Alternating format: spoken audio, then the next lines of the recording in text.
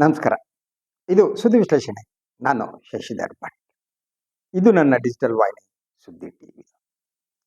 ರಾಜ್ಯ ಸರ್ಕಾರ, ಮುಖ್ಯಮಂತ್ರಿ ಶಿವಕುಮಾರ್, ಸಚಿವ ಸಂಪುಟ ಏನಾಗ್ತಾ ಇದೆ? ಈ ಪ್ರಶ್ನೆಗೆ ಉತ್ತರ ಕಂಡುಕೊಳ್ಳೋದು ಅಷ್ಟು ಸುಲಭ ಅಲ್ಲ. ಮೇಲೆ ಎಲ್ಲವೂ ಕೂಡ ಸರಿಯಾಗಿದೆ ಅಂತ ಅನ್ಸುತ್ತೆ. ಆದರೆ ಸರಿಯಾಗಿದೆಯಾ? ಕಾರಣ ಬಹಳ ಸ್ಪಷ್ಟ. ಒಂದು, ಯಾವುದೇ ಸರ್ಕಾರ ಏನು ಕೆಲಸ ಮಾಡುತ್ತಾ ಇಲ್ವಾ ಅನ್ನೋದನ್ನ ಜನರಿಗೆ ತಿಳಿಸುವುದು ಮಾಧ್ಯಮ. ಆದರೆ ಡಿ ಕೆ ಶಿವಕುಮಾರ್ ಅವರು ಮುಖ್ಯಮಂತ್ರಿ ಆದ ಮೇಲೆ ಮಾಧ್ಯಮ ನಿರ್ವಹಣೆಯಲ್ಲಿ ಯಶಸ್ಸನ್ನ ಕಂಡಿದ್ದಾರೆ. ಸಿದ್ದರಾಮಯ್ಯ ಮಾಧ್ಯಮ ನಿರ್ವಹಣೆಯಲ್ಲಿ ಸೋತಿದ್ರು. ಮಾಧ್ಯಮದವರಿಗೆ ಸಿದ್ದರಾಮಯ್ಯ ಅವರು ಇಷ್ಟ ಆಗ್ತಿರ್ಲಿಲ್ಲ. ಅದು ಯಾಕೆ ಅನ್ನೋದನ್ನ ನಾನು ಕೇಳಕ್ ಹೋಗ್ತಾ ಇಲ್ಲ. ನಾನು ಒಬ್ಬ ಸ್ನೇಹಿತರ ಹತ್ರ ಮಾತನಾಡ್ತಾ ಇದ್ದಾಗ ಅವರು ಒಂದು ಪ್ರಶ್ನೆ ನನಗೆ ಇವತ್ತು ಹೇಳಿದ್ರು, ಮಾತಾಡ್ತಾ ಇರುವಂತ ಸಂದರ್ಭದಲ್ಲಿ. ಸಿದ್ದರಾಮಯ್ಯನವರು ಮುಖ್ಯಮಂತ್ರಿ ಆದಂತ ಸಂದರ್ಭದಲ್ಲಿ ಪ್ರತಿ ಕ್ಷಣ ಮಾಧ್ಯಮದವರು ಅಧಿಕಾರ ಹಂಚಿಕೆ ಯಾವಾಗ ಕಂಡಲ್ಲಿ ಕೇಳ್ತಿದ್ರು. ಮುಖ್ಯಮಂತ್ರಿಗಳಿಗೆ ಒಂಥರ ಮುಜುಗರ ಆಗ್ತಿತ್ತು. ಯಾವ ಮುಖ್ಯಮಂತ್ರಿಗಳಿಗೆ? ಸಿದ್ದರಾಮಯ್ಯನವರಿಗೆ. ಈಗ ನೀವು ಗಮನಿಸಿ, ಸಂಪುಟ ವಿಸ್ತರಣೆ ಯಾವಾಗ ಅನ್ನುವ ಪ್ರಶ್ನೆಯನ್ನೇ ಮಾಧ್ಯಮದವರು ಕೇಳ್ತಾ ಇಲ್ಲ. ಮಾಧ್ಯಮದವರು ಈಗ ಅವರದ್ದೇನು ಮುಖ್ಯಮಂತ್ರಿಗಳು ಒಂದು ಔತಣಕೂಟವನ್ನ ಮಾಡಿದ ಮೇಲೆ ಅವರೇನು ತಮ್ಮ ಕನಸನ್ನ ಹಂಚಿಕೊಟ್ರು. ರೋಡ್ ಮ್ಯಾಪ್ ಅಂತ ಏನಂತೀವಿ, 2 ವರ್ಷಗಳ ರೋಡ್ ಮ್ಯಾಪ್. ಆ ರೋಡ್ ಮ್ಯಾಪ್ ಅನ್ನ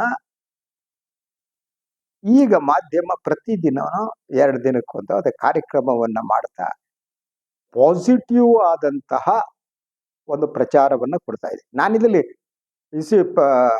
ಕೊಡುಕುಡುದು ಅಂತಾನು ಹೇಳ್ತಾ ಇಲ್ಲ, ನಾನು ಪರಿಸ್ಥಿತಿಯನ್ನು ವಿಶ್ಲೇಷಣೆ ಮಾಡಕ್ ಟ್ರೈ ಮಾಡ್ತೀನಿ. ಅಂದ್ರೆ ಸಿದ್ದರಾಮಯ್ಯ ಮತ್ತು ಡಿ ಕೆ ಅವರ ನಡುವೆ ಇರುವ ವ್ಯತ್ಯಾಸ ಅಂದ್ರೆ, ಡಿ ಕೆ ಮಾಧ್ಯಮವನ್ನು ನಿರ್ವಹಿಸ್ತಾರೆ. ಅವರ ಮಾಧ್ಯಮದ ನಿರ್ವಹಣೆ ಇದೆಯಲ್ಲ, ಅದು ಬಿಜೆಪಿ ಮೋದಿ ಅವರ ಮಾಧ್ಯಮ ನಿರ್ವಹಣೆಯಂತೆ ಇದೆ ಅಂತ. ರಾಷ್ಟ್ರ ಮಟ್ಟದಲ್ಲಿ ಇಡೀ ಮಾಧ್ಯಮ ಹೇಗೆ ಮೋದಿಯವರು ಹೇಳಿದಂತೆ ತಕತೈ ತಕತೈ ತಕತೈ ಧೀಮ್ ತಕ ಧೀಮ್ ಧೀಮ್ ಧೀಮ್ ತಕ ಅಂತ ಕುಣಿಯುತ್ತಲ್ಲ, ಅದೇ ರೀತಿ ರಾಜ್ಯದಲ್ಲೂ ಕೂಡ ಈಗ ಡಿ ಕೆ ಶಿವಕುಮಾರ್ ಅವರು ಹೇಳಿದ್ದಕ್ಕೆ ಮಾಧ್ಯಮ ಕುಣಿಯೋದಕ್ಕೆ ಪ್ರಾರಂಭ ಮಾಡ್ತಾ ಇದೆ.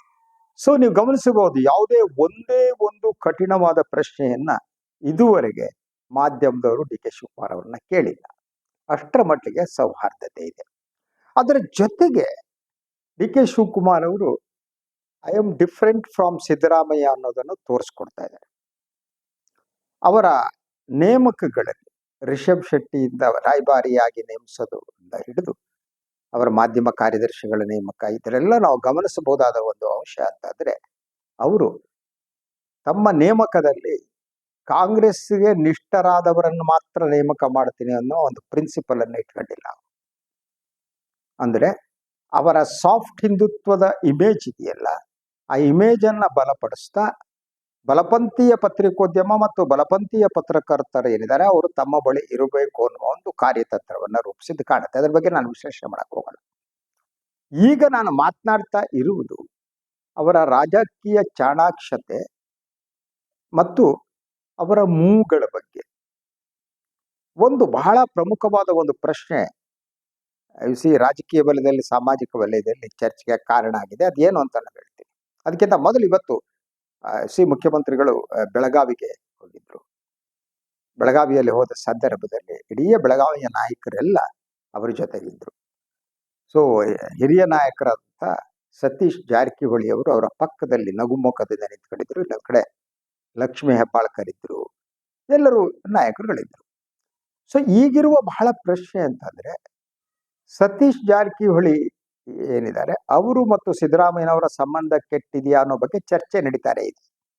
ಆದ್ರೆ ನಾನು ಇದರ ಒಳಸುಳಿವನ್ನ ಇನ್ನೊಂದು ರೀತಿ ವಿಶ್ಲೇಷಣೆ ಮಾಡ್ತೀನಿ. ಅದೇನ್ ಗೊತ್ತಾ? ಅದು ಸನ್ಮಾನ್ಯ ಡಿ ಕೆ ಶಿವಕುಮಾರ್ ಅವರು ತಮ್ಮ ಕಾರ್ಯತಂತ್ರದ ಭಾಗವಾಗಿ ಸಿದ್ದರಾಮಯ್ಯನವರಿಗೆ ಆಪ್ತರಾಗಿರುವಂತ ಸತೀಶ್ ಅವರನ್ನ ಒಂದು ಅಸ್ತ್ರವನ್ನಾಗಿ ಬಳಸ್ತಾ ಇದ್ದಾರೆ. ಈಗ ಕುತೂಹಲಕರ ಪ್ರಶ್ನೆ ಅಲ್ವ. ಸೊ ರಾಜಕಾರಣದಲ್ಲಿ ಹೀಗೆ ಅಂತ ಹೇಳಕ್ಕಾಗಲ್ಲ. ಕಾಯಂ ಸ್ನೇಹಿತರು ಇರಲ್ಲ, ಕಾಯಂ ವೈರಿಗಳು ಇರಲ್ಲ. ಯಾರ್ಯಾರು just like A chess play U C. ನೀವು ಯಾವುದನ್ನ ಯಾವಾಗ ಮೂವ್ ಮಾಡ್ತೀರಿ? ಮಂತ್ರಿಯನ್ನ ಮೂವ್ ಮಾಡ್ತೀರಾ, ಪೇದೆಗಳನ್ನ ಮೂವ್ ಮಾಡ್ತೀರಾ, ಆನೆಯನ್ನ ಮೂವ್ ಮಾಡ್ತೀರಾ, ಒಂಟೆಯನ್ನ ಮೂವ್ ಮಾಡ್ತೀರಾ, ಕುದುರೆಯನ್ನು ಮೂವ್ ಮಾಡ್ತೀರಾ, ಯಾವಾಗ ಎಷ್ಟು ಮೂವ್ ಮಾಡ್ತೀರಾ? ಸೊ ಇದು ರಾಜಕಾರಣ ಹಾಗೇನೆ. ಸೊ ಇತ್ತೀಚೆಗೆ ಗಮನಿಸಿದರೆ ಒಂದು ಬಹಳ ಸ್ಪಷ್ಟವಾಗಿ ಡಿ ಕೆ ಶಿವಕುಮಾರ್ ಅವರು ಈಗ ತಮ್ಮ ರಾಜಕೀಯ ನಡೆಯಲ್ಲಿ ಸತೀಶ್ ಜಾರಕಿಹೊಳಿ ಅವರನ್ನ ತಮ್ಮ ಸಂರಕ್ಷಣೆಗಾಗಿ ಬಳಸಿಕೊಳ್ತಿದ್ದಾರ? ಈ ಪ್ರಶ್ನೆಯನ್ನು ಇನ್ನೊಂದು ರೀತಿ ನಾನು ಹೇಳೋದಾದ್ರೆ, ಸಿದ್ದರಾಮಯ್ಯ ಮತ್ತು ಸತೀಶ್ ಜಾರಕಿಹೊಳಿ ಅವರ ಕೋಲ್ಡ್ ವಾರ್ ಏನಿದೆ ಅದು ಡೆವಲಪ್ ಆಗಿದ್ದು ಎಲ್ಲರಿಗೂ ಸ್ಪಷ್ಟವಾಗಿ ಗೊತ್ತು. ಹೇಗೆ ಡೆವಲಪ್ ಆಗಿದೆ ಅನ್ನೋದನ್ನ ಹೇಳ್ತೀನಿ. ಅದು ಡೆವಲಪ್ ಆದ ಮೇಲೆ ಆ ಕೋಲ್ಡ್ ವಾರ್ ರೀತಿ ಡೆವಲಪ್ ಆಗುವುದರಲ್ಲಿ ಮುಖ್ಯಮಂತ್ರಿ ಡಿ ಕೆ ಶಿವಕುಮಾರ್ ಅವರ ಪಾತ್ರ ಎಷ್ಟಿದೆ? ಸೊ ಅದ್ರ ಮೊದಲು ನೀವು ತಿಳ್ಕೋಬೇಕು, ಅದು ಸಿದ್ದರಾಮಯ್ಯ ಮತ್ತು ಸತೀಶ್ ಅವರ ರಿಲೇಷನ್ ಇದೆಯಲ್ಲ, ಅದು ದೀರ್ಘ ಜನತಾ ಪರಿವಾರದ ಕಾಲದ ಸಂಬಂಧ, ಇದರಿಂದ ರಿಲೇಷನ್ ಸಂಬಂಧ ಅದು ಬಹಳ ಗಟ್ಟಿಯಾದ ರಿಲೇಷನ್ ಆಗಿತ್ತು. ಆದ್ರೆ ಆ ರಿಲೇಷನ್ ಅಸ್ಥಿರವಾದ ಲಕ್ಷಣಗಳು ಈ ಅಧಿಕಾರ ಹಂಚಿಕೆಯ ಕೊನೆಯ ಕೆಲವು ತಿಂಗಳುಗಳಿಂದ ಕಾಣೋದು ಪ್ರಾರಂಭ ಆಯಿತು. ಸತೀಶ್ ಜಾರಕಿಹೊಳಿ ಅವರು ಮಾತನಾಡುವ ದಾಟಿ ಆಗಲೇ ಬದಲಾಗಿತ್ತು. ಸೊ ಖಾಸಗಿ ಹೋಟೆಲ್ನಲ್ಲಿ ಅವರು ಡಿ ಕೆ ಶಿವಕುಮಾರನನ್ನ ಒಂದಕ್ಕಿಂತ ಹೆಚ್ಚು ಬಾರಿ ಭೇಟಿ ಮಾಡಿ ಮಾತನಾಡಿದ್ರು. ಅದಾದ ನಂತರ ಆದ ಬೆಳವಣಿಗೆಯಲ್ಲಿ ಸಿದ್ದರಾಮಯ್ಯನವರ ಜೊತೆಗೆ ಸತೀಶ್ ಜಾರಕಿಹೊಳಿ ಅಷ್ಟು ಗಟ್ಟಿಯಾಗಿ ನಿಂತಿಲ್ಲ ಅನ್ನುವ ವರದಿಗಳು ಬರ್ತಿತ್ತು. ಅದಕ್ಕೆ ಪರಿಸ್ಥಿತಿ ಕೂಡ ಅಂತಹ ವಿಶ್ಲೇಷಣೆಗೆ ಬೇಕಾದ ಸಾಮಗ್ರಿಯನ್ನು ಒದಗಿಸ್ತಾ ಇತ್ತು. ಯಾರು ಈಗ ಜಾರ್ಜ್ ಅವರು ಆಗಲಿ, ಉಳಿದವರು ಏನು ಎಷ್ಟು ಗಟ್ಟಿಯಾಗಿ ಸಿದ್ದರಾಮಯ್ಯವ್ರ ಪಕ್ಕ ನಿಂತಿದ್ರು ಅಷ್ಟು ಗಟ್ಟಿಯಾಗಿ ಇರಲಿಲ್ಲ. ಅವರು ಬೇರೆ ರೀತಿ ಮಾತನಾಡೋದಕ್ಕೆ ಪ್ರಾರಂಭ ಮಾಡಿದ್ರು. ಅಧಿಕಾರ ಅನ್ನೋದು ಇದೆಯಲ್ಲ, ಕೆಲವರು ಬಿಡ್ಲೇಬೇಕು ಅಂತ ಹೇಳಿದ್ದಿಂದ ಹಿಡಿದು, ಸೊ ರೈಲು ಹೋಗ್ಬೇಕಾದ್ರೆ ಓಡೋಕೆ ಹತ್ಕೋಬೇಕು ಅಂತಿದ್ದಾಗಲ್ಲ, ಈ ರೀತಿ ಪ್ರತಿ ಸಂದರ್ಭದಲ್ಲೂ ಕೂಡ ವಿಭಿನ್ನವಾದ ಧ್ವನಿಯನ್ನ ಸತೀಶ್ ಜಾರಕಿಹೊಳಿ ಹೊರಡಿಸ್ತಾ ಇದ್ರು. ಅದೇ ತೋರಿಸ್ತಾ ಇತ್ತು ರಿಲೇಷನ್ ಮೊದಲಿತ್ತಿಲ್ಲ. ಅದೇ ಲೇಟೆಸ್ಟ್ ಆಗಿ ಕಾಂಗ್ರೆಸ್ಸಿನ ಸರ್ವ ಸದಸ್ಯರ ಸಭೆ ನಡೀತಲ್ಲ ಬೆಂಗಳೂರಿನಲ್ಲಿ, ಆ ಸಂದರ್ಭದಲ್ಲೂ ಕೂಡ ಸಿದ್ದರಾಮಯ್ಯ ಮತ್ತು ಸತೀಶ್ ನಡುವೆ ಹಲವು ಖಾಲಿ ಕುರ್ಚಿಗಳಿತ್ತು. ಅದು ಕೇವಲ ಸಾಂಕೇತಿಕವಾಗಿ ಮಾತ್ರ ಆಗಿರಲಿಲ್ಲ, ಅವರ ನಡುವೆ ಒಂದು ಅಂತರ ಸೃಷ್ಟಿಯಾಗಿದೆ ಅನ್ನೋದು ಸೂಚನೆ ಕೂಡ ಆಗಿತ್ತು. ಅವ್ರನ್ನ ಒತ್ತಾಯ ಮಾಡಿ ಮಾಡಿ ಮಾಡಿ ಸಿದ್ದರಾಮಯ್ಯವ್ರ ಪಕ್ಕ ತಂದು ಕೂಡಿಸ್ಬೇಕಾಯ್ತು. ಕೂತ ಮೇಲೂ ಕೂಡ ಸಿದ್ದರಾಮಯ್ಯನ ಬಲಕ್ ನೋಡಿದ್ರೆ ಇವರು Satish Jarkiholi ಎಡಕ್ ನೋಡ್ತಿದ್ರು.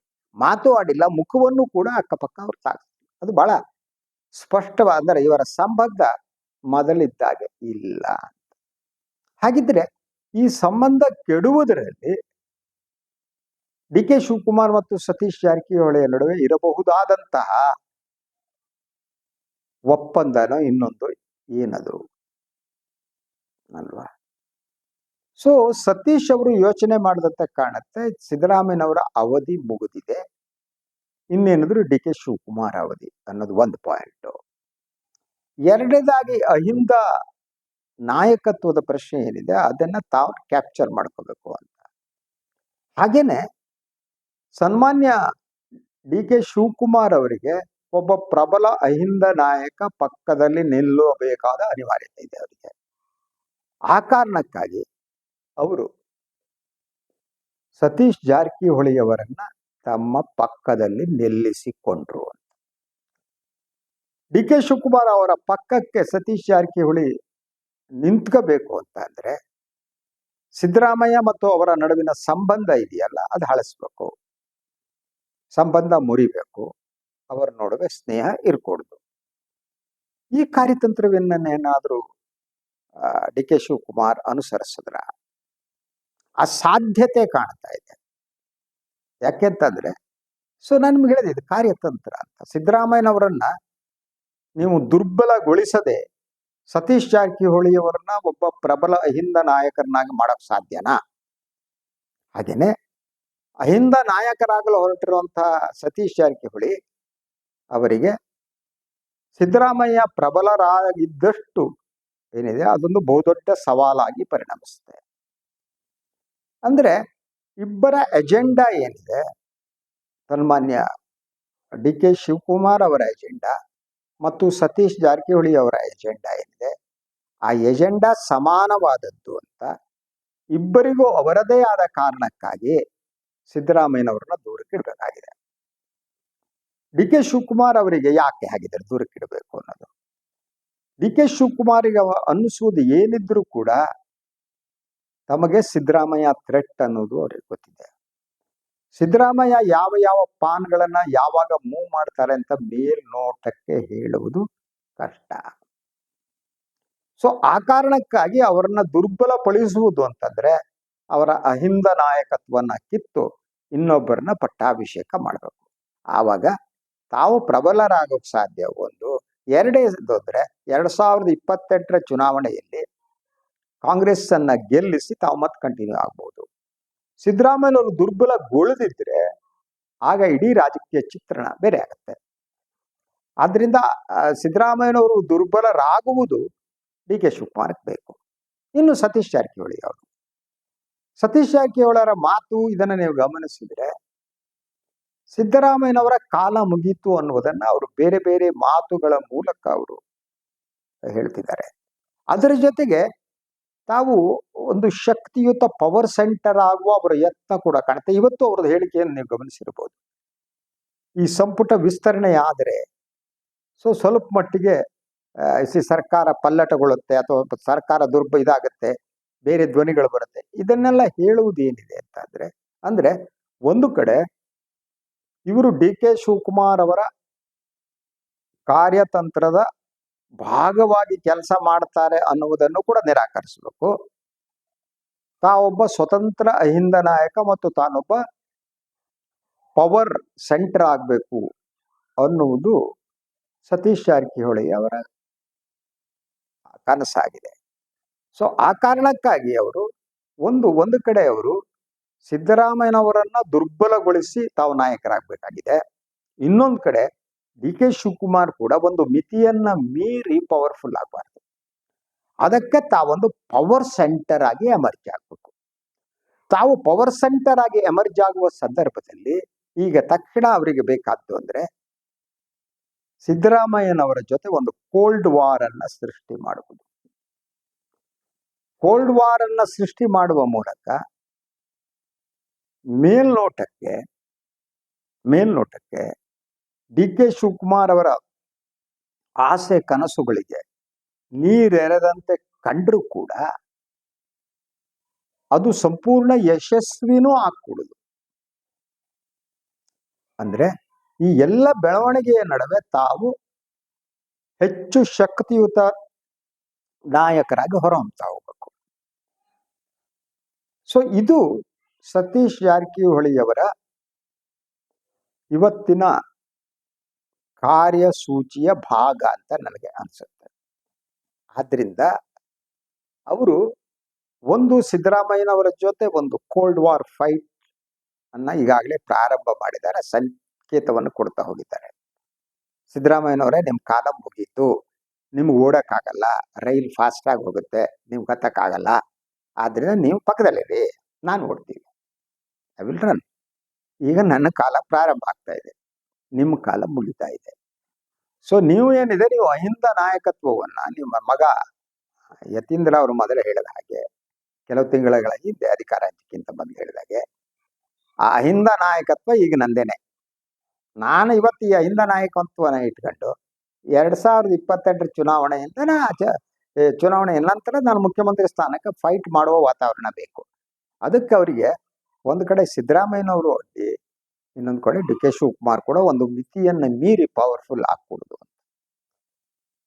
So they are playing ಅಂತ. ಡಿ ಕೆ ಶಿವಕುಮಾರ್ಗೆ ಅದು ಗೊತ್ತಿದೆ, ಒಂದು ಮಿತಿಯನ್ನ ಮೀರಿ ಇನ್ನೊಬ್ಬ ಅಹಿಂದ ನಾಯಕ ಬೆಳೆಯಕೂಡದು ಅನ್ನುವ ಕಾರಣಕ್ಕಾಗಿ ಅವರು ಒಂದು ಈ ಸಾಫ್ಟ್ ಹಿಂದುತ್ವದ ಅಸ್ತ್ರವನ್ನ ಬಳಸ್ತಾ ಹೋಗ್ತಾ ಇದ್ದಾರೆ.